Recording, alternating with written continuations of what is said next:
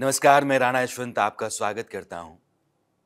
रंगमंच, रंगकर्म, अभिनय, गायन ये सब थोड़े-थोड़े फ़र्क के साथ आपस में जुड़े हुए हैं या ज़्यादातर समानताओं के साथ भी आपस में जुड़े हुए हैं। कुछ ऐसे लोग होते हैं जो हर विधा में माहिर होते हैं। उनकी पहचान रंगकर्मी की है या गायन की है। अभिनय जो मनोरंजन की दुनिया का आप कहते हैं, जिसमें किरदार को आपको अलग तरीके से जीना पड़ता है, बड़े पर्दे का, छोटे पर्दे का, उसमें भी उनकी महारत होती है। ऐसे शख्स के साथ आज मैं बैठा हुआ हूँ, अन्नू कपूर साहब, और मुझे बड़ा अच्छा लगता है। बहुत कम ऐसे लोग हैं जिनको सोच करके, जिनको आप अपने सामने पा करके लगता कि नहीं, ये बातचीत करने का एक बड़ा सा सिलसिला मिल गया है। आप कहीं भी जा सकते हैं, किसी दूर तक जा सकते हैं और कुछ भी कर सकते हैं, कहीं भी बात हो सकती है, किसी मुद्दे पर हो सकती है। आपका बहुत बहुत स्वागत है। पहले अगर मैं अन्नू कपूर से पूछूं कि अन्नू कपूर की पहचान क्या है, वो गायक हैं, वो अभिनेता हैं, वो रेडियो जॉकी हैं, या ऐसी कई और दूसरी विधाएं भी हैं जो आपसे जुड़ी हुई हैं और सब में आप माहिर हैं, फिर अन्नू कपूर कौन? राणा साहब, सबसे पहली बात, इतने प्रेम, आदर और सम्मान के साथ मुझे इंट्रोड्यूस करने के लिए बहुत आभारी हूँ। और मैं ये तो नहीं कहूँगा कि मैं आपकी प्रशंसा के योग्य नहीं हूँ। योग्य होऊंगा तभी आप जैसी महान हस्ती ने मेरे लिए दो शब्द, अच्छे शब्द बोले। अब बची बात, अन्नू कपूर क्या है? एक साधारण सा आदमी है जिसको दो चार लोग जानने लगे हैं। अब वो दो चार लोग जानने लगे हैं, ये भी उसके लिए इंपॉर्टेंट है, ठीक है। लेकिन एक बात तो पक्की है कि मोसो कौन कुटिल खलकामी ये सूरदास हैं, क्योंकि इसके अलावा और अपने बारे में क्या बोलूं, कि आप तो मेरी प्रशंसा कर चुके हैं। लेकिन उस प्रशंसा में मैं बह के अगर सचमुच मानने लगूं तो गलत हो जाएगा। मेरा विकास, मेरी उन्नति रुक जाएगी। मेरा काम शुक्राना अदा करना है, आप समझे।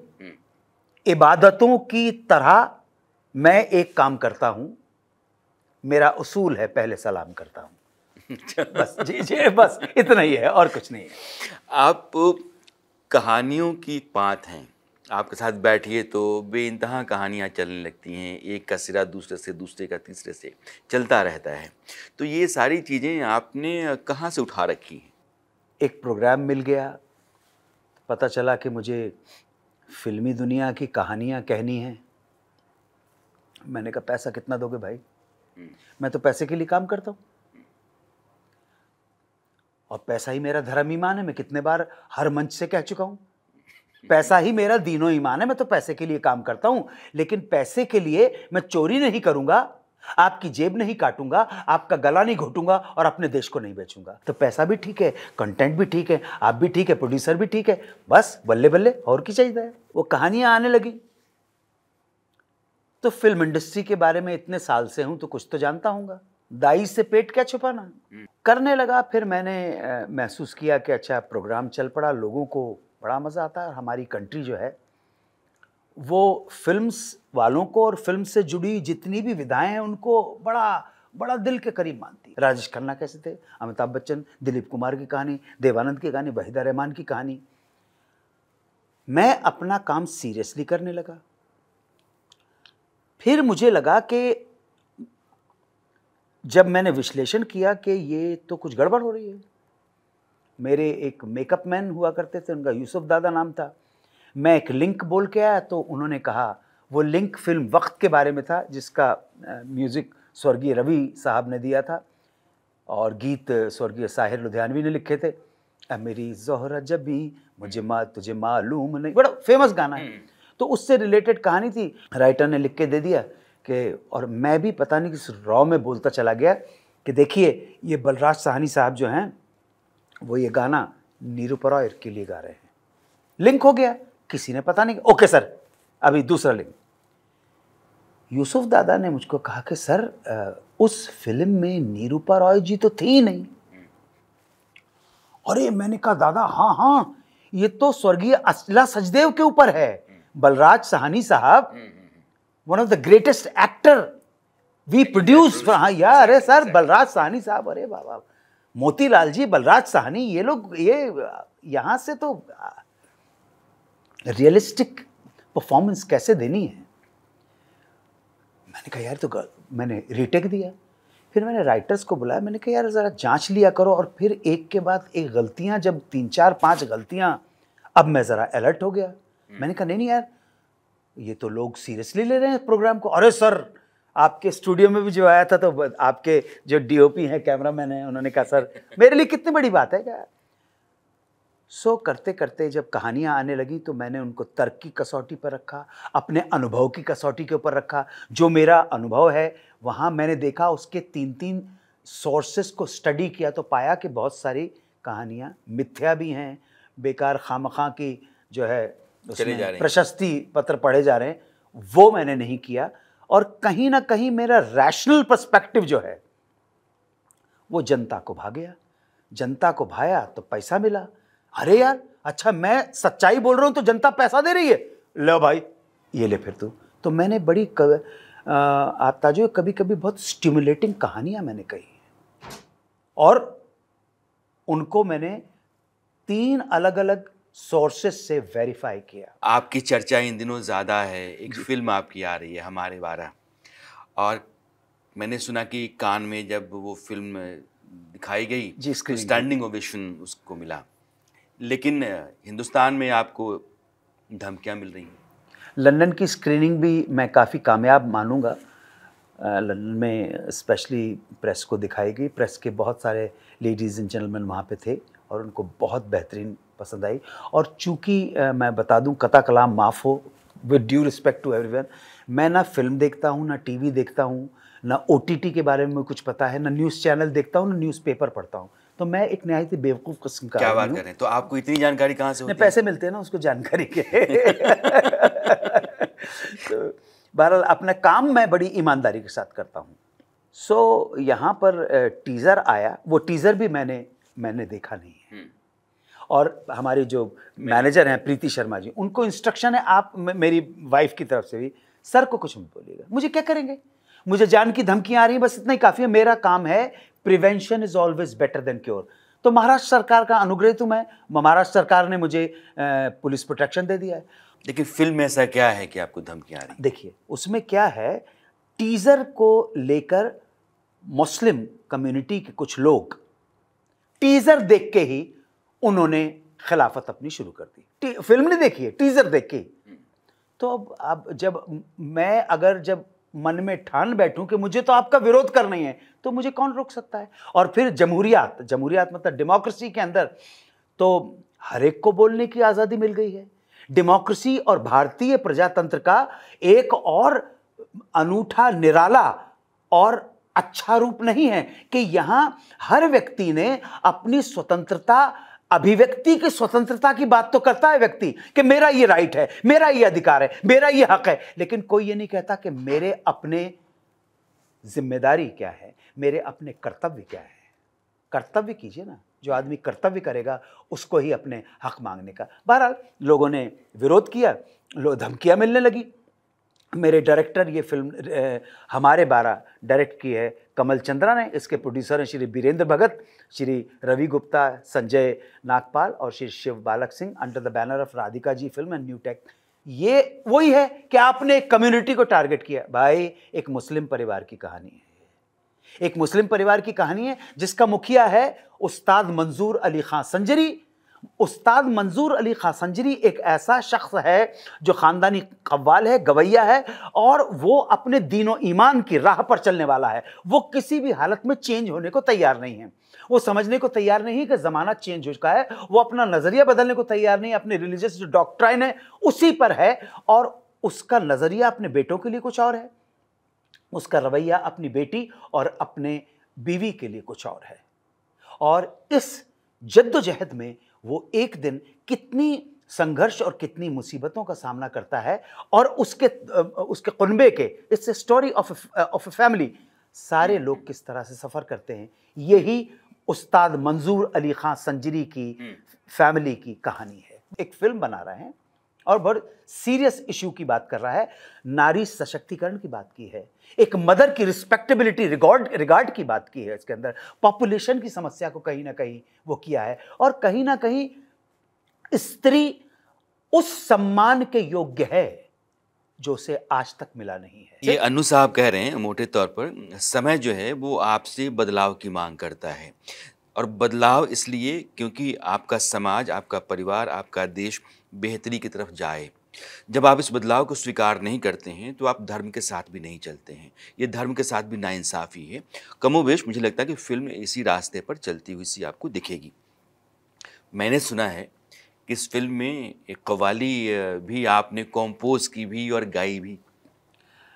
राणा साहब, बात ऐसी हुई कि पिछले साल जब मैं पहुंचा वहां पर, तो उन्होंने कहा कि साहब आपकी शूटिंग की जो इब्तदा है हम शुरू कर रहे हैं, तो मामू जान की जो दरगाह है वहाँ पे नातिया कलाम की शूटिंग के साथ ही आपका है।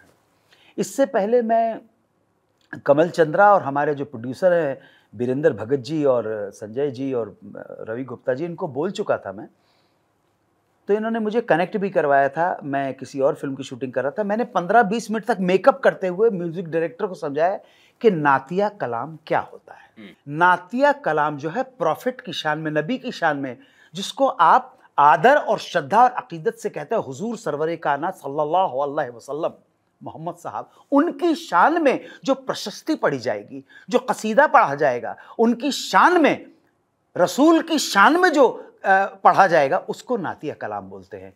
अब इनको या आज की जनरेशन को समझाना थोड़ा मुश्किल है, इनके पास कुछ था नहीं। मैंने कहा यह तो कुछ है ही नहीं कुछ। तब इन्होंने मुझसे कहा कि अब गुरुजी आप करो। अब वो तो है कि अब कोई नहीं है तो अब हर जगह फिट कर लो, स्टेपनी तो है अन्नू कपूर। तो मैंने लोकल वहाँ के म्यूजिशियंस को जो बुलाया, 2 इलियास खान साहब थे, उनको बुलाया मैंने, और 3-4 घंटे बैठ के वहाँ पर पहले कंपोज किया, फिर लिखा।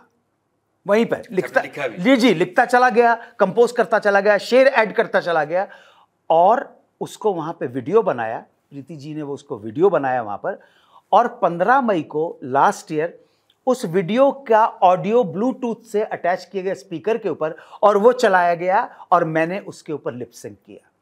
अब जब रिकॉर्डिंग करने का टाइम आया तो एक मुश्किल हो गई। यूजुअली फिल्म की जो रिकॉर्डिंग होती है, गाने की रिकॉर्डिंग होती है, पहले रिकॉर्डिंग कर ली जाती है, उसके ऊपर एक्टर लिप सिंक करता है। लेकिन यहां तो उल्टा हो गया था ना, पहले परफॉर्मेंस हो गई, और परफॉर्मेंस जो थी वो इतनी रोबस्ट थी, इतनी स्टिमुलेटिंग थी।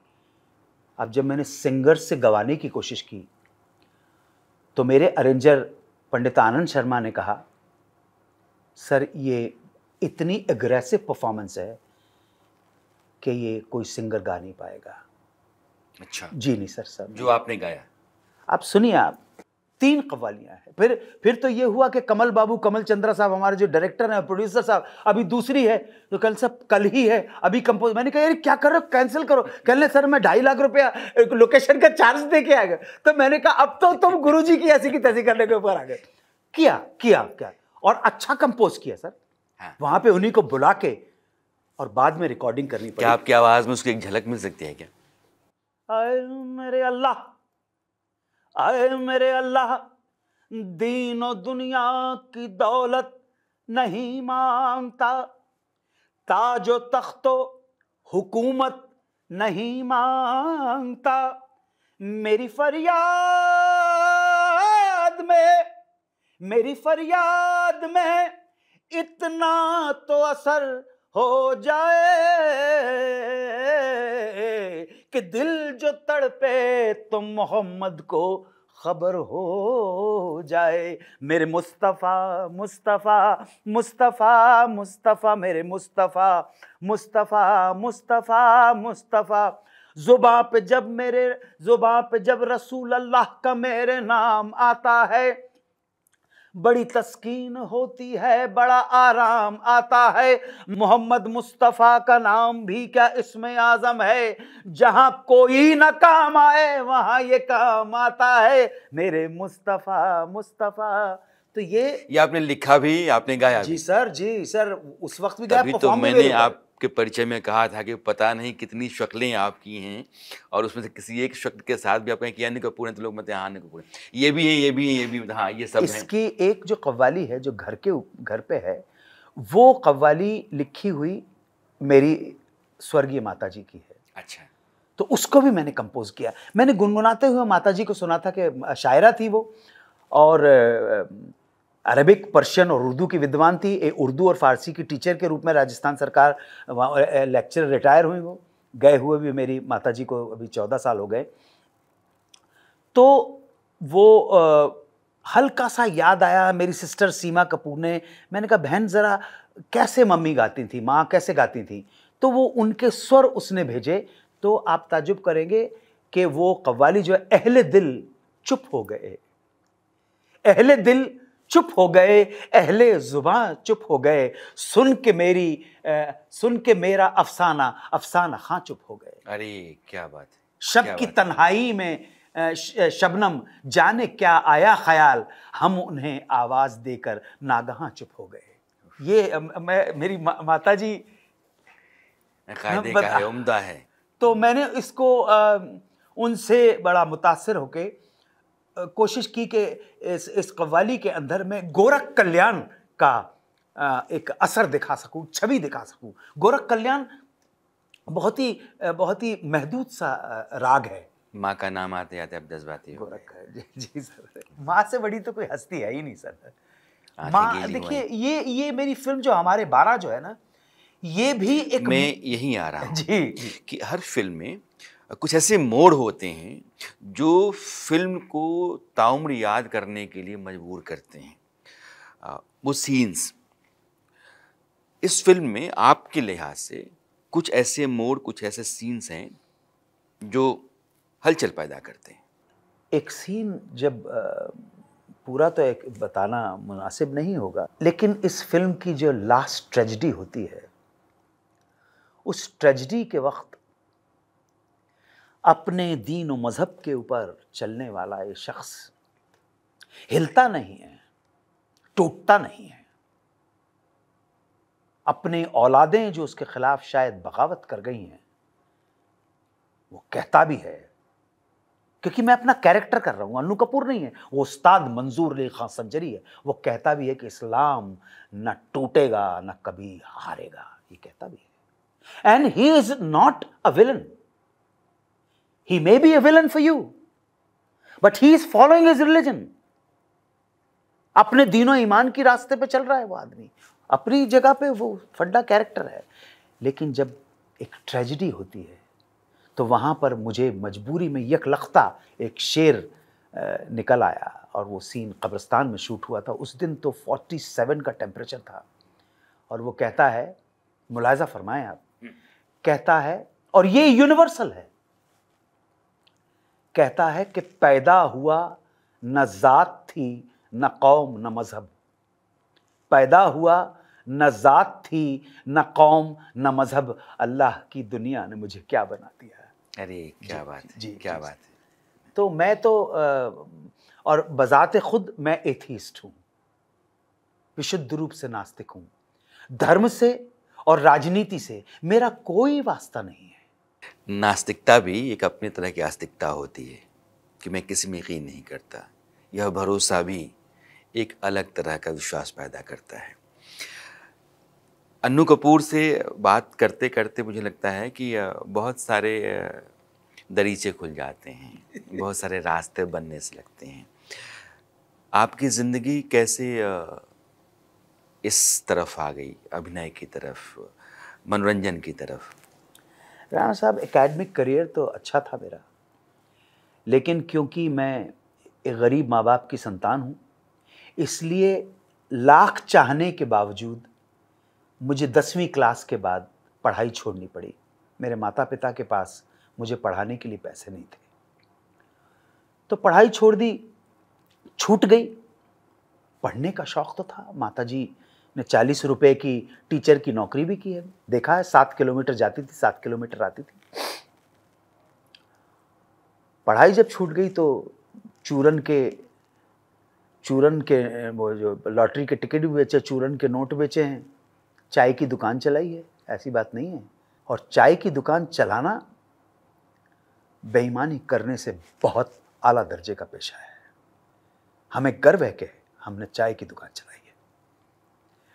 तो उसके बाद मेरे पिताजी की एक फोक थिएटर कंपनी थी। जब उन्होंने देखा कि मैं कोई जीवन को एक दिशा नहीं मिल रही है, तो उन्होंने कहा बेटा मेरी थिएटर कंपनी ज्वाइन कर लो। लोक नाटक मंडली थी। उस दिन मेरी माताजी भी रोई थी और मैं भी रोया था, क्योंकि मैं तो सोचता था मैं आईएएस बन के देश की सेवा करूंगा, परंतु ऐसा ना हो सका।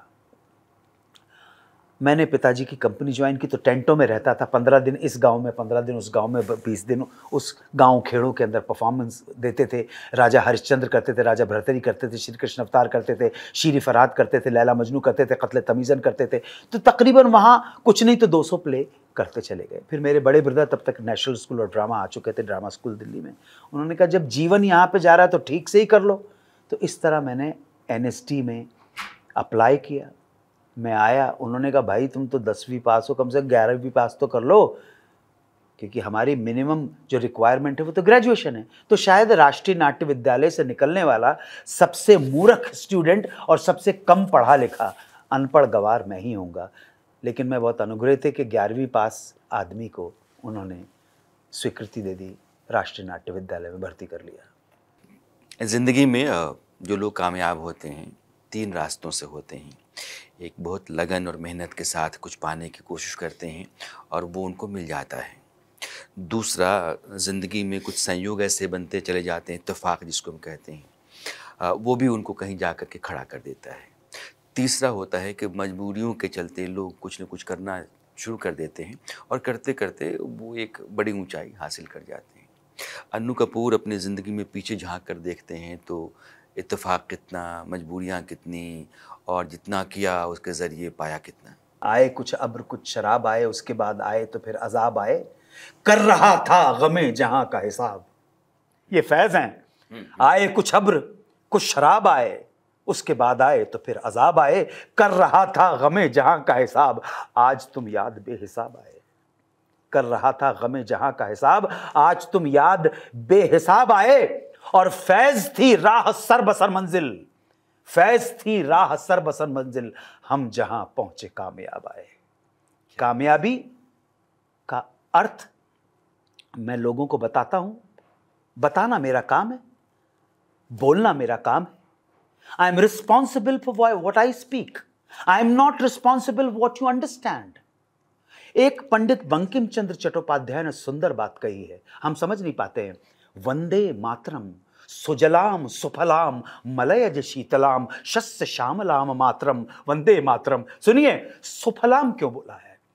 सफलाम बोल सकते थे। हर आदमी सफलता के पीछे भागता है। सफल वो वृक्ष होता है जिसके ऊपर फल आ जाते हैं, वो। लेकिन अगर दरख्त की जड़ों में, वृक्ष की जड़ों में अगर जहर हो, विष हो, तो फल भी विषाक्त आएंगे। नहीं, पंडित जी यहां पर वो बात नहीं कह रहे। सुफलाम यानी कि तेरे उत्तम आचरण का, तेरे उच्च कर्मों का फल मिले, तभी तू मुझे उच्च कर्म किया, तभी तू मुझे फल देना भारत माता। वंदे मातरम सुजलाम सुफलाम, मेरे कर्म अच्छे हों उसका सुफल देना। बस यही। मेरे साथ बातचीत में कई बार आपकी आंखें गीली होती रही। मुझे लगा कि वक्त कुछ किरचें जो हैं वो आकर के चुभती होंगी और आपको तकलीफ़ देती होंगी, लेकिन आपकी ज़ुबान, आपकी समझ, आपका नज़रिया बेहतरीन है और आप उन लोगों की जमात का हिस्सा हैं जो लोग हिंदुस्तान को हिंदुस्तान बनाने की लगातार कोशिश करते हैं। आप आए, आपने वक्त निकाला, आपका बहुत बहुत शुक्रिया और मेरी बहुत बहुत शुभकामनाएं आपकी नई फिल्म के साथ हैं। 7 जून हमारे 7 जून को रिलीज़ हो रही है और ये हिंदुस्तान उसको बहुत पसंद करेगा, ये मैं उम्मीद करता हूँ। बहुत बहुत शुक्रिया। Thank you, thank you, thank you, thank you.